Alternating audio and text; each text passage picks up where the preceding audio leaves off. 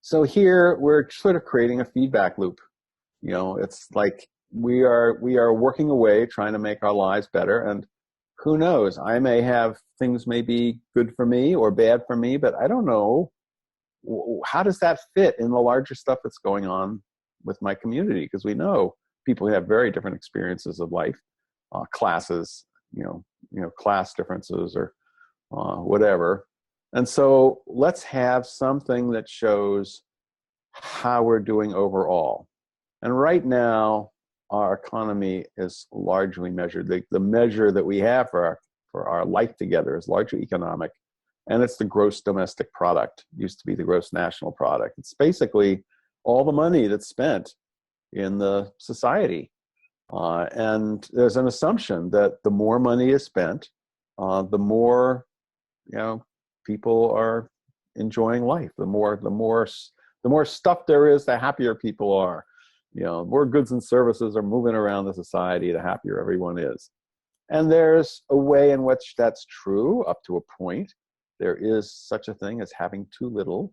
And then there's such a thing as having too much. And various surveys have said between the too little and too much is a realm where there's enough physical stuff. And now basically it's about our relationships, our creativity, our health, all these other things.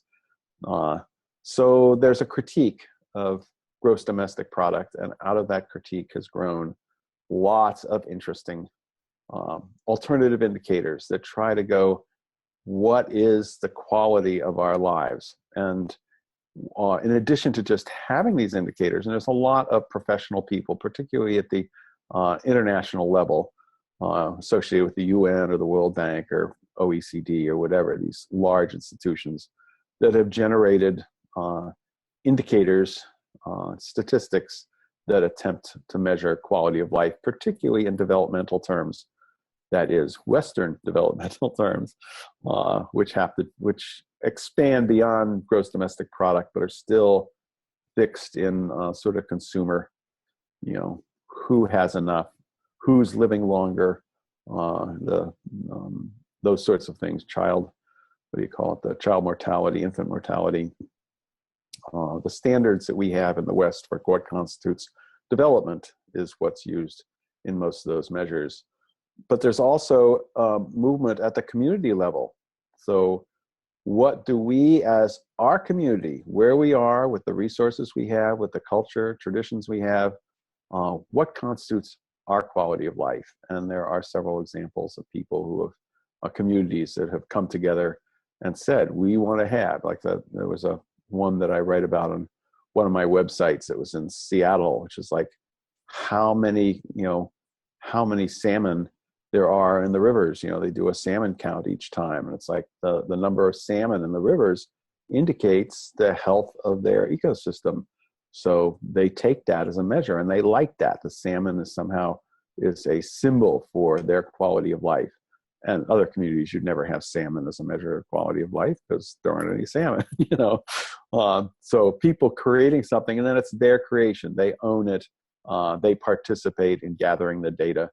So it can pull a community together as well as provide that feedback loop to show them how they're doing. So if we are trying to have long-term broad benefit, this is an obvious way to support, if the statistics of our quality of life that we have chosen or developed, if they're going up, then we're doing something that is good, that is supporting our quality of life. We have gotten benefits, and we should do more of whatever it is that's supporting that. And if it's going down, we need to look for what is it that we're doing that is causing it to go down, or participating in causing it, or not being handled, because it's going down, and fix that. And so there's a way of making over time, having it get better and better and better, which is long-term broad benefit.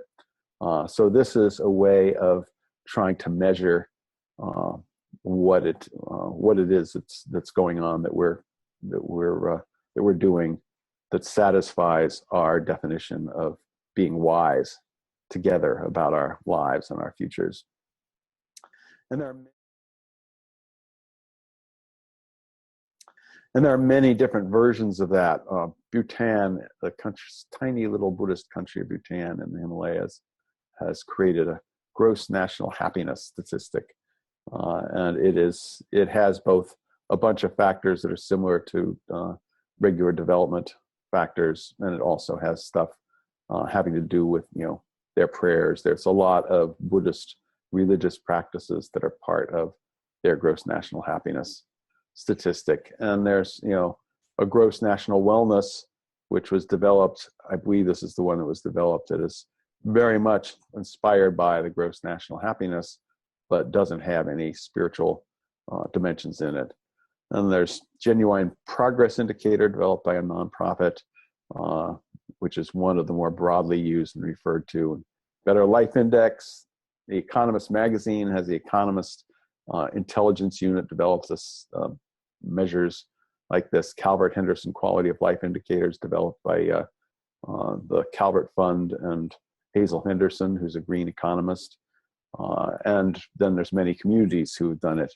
Many, in my recent research, it looks like many of the community quality of life things are connected to health and wellness efforts more than generic. Many of the quality of life indicators that I've been familiar with have more of a green community feeling. It's like, how do we downshift from a consumer economy to the more implicit things that make life valuable, make life good.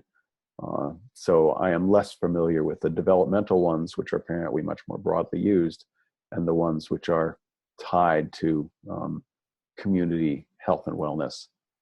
But they're there. That's the whole idea of having these as measures. And in a wise democracy, to the extent we are a democracy, and to the extent that, as one of the other patterns says, the experts are on tap, not on top. We use experts to help us form the kinds of measures that we want to have, and to help us gather information, the statistics on those measures. But we are the people who decide. We collectively decide what kind of indicators we want, so that it does measure what we value. Because in this system, part of having the wise democracy system, part of having experts on tap and not on top, is that we are experts in the values of our community. We are experts in what we want, and that is fundamental. And the experts, the quote unquote real experts, are the people who give us information to help us decide how to get what we want or how to measure what we want. And their information is very useful, but underneath all that is what we want, what we need, what our values are, and we get to say that, and that's what runs the democracy. So this quality of life indicators is a really good realm within which to have experts and ordinary citizens working together, both to develop the indicators and then to track them and see, and then to be able to find what is it that we need to do to get these things going up so that our quality of life is going up, up, up. And when we see the statistic going up and so many of us are miserable, like is true with the gross domestic product, we go, wait a minute, there's something wrong with these indicators. This is an imaginary improvement. We need to change the indicators to more accurately measure what it is that's important to us, what it is that we value, and what it feels like to live our lives. Are these good lives, or are these messed up lives? So it's like having the gross domestic product growing while so many of us are miserable tells us a lot. And the fact that there are very poor communities that do not have a very high gross domestic product, and where the people are smiling a lot and they're happy a lot, tells us something else, or tells us the same thing, basically. So we want the quality of life indicators to really measure what's going on that is valuable to us and that actually makes us smile and makes us happy to be alive. So, and that's different for different communities in different places. at different times. So these need to be flexible also over time. And that's it.